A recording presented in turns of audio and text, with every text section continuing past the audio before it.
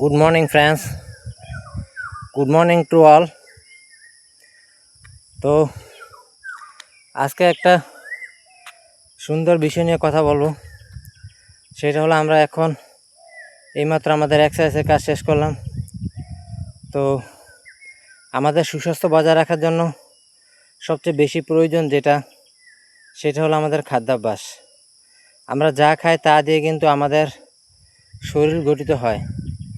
আমরা যদি পরিমাণ মতো প্রোটিন, ফ্যাট, ভিটামিনাস এগুলা নিতে পারে তাহলে আমাদের শরীর সুস্থ থাকার 100% চান্স আছে। তো আসুন বন্ধুরা, আমরা প্রত্যেকদিন সকালবেলা ব্যায়াম করি এবং সুস্বাস্থ্য বজায় রাখি।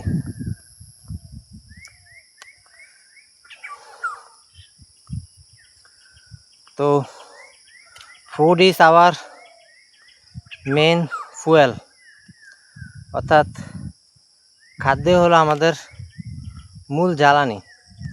আমরা যদি ওই খাদ্যকে ভুল খাবার খাই বা সঠিক খাবার না নিই তাহলে কিন্তু আমাদের শরীরের সুস্থতা মেনটেন করা যাবে না।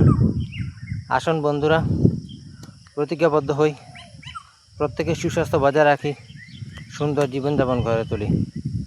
Thank you to all.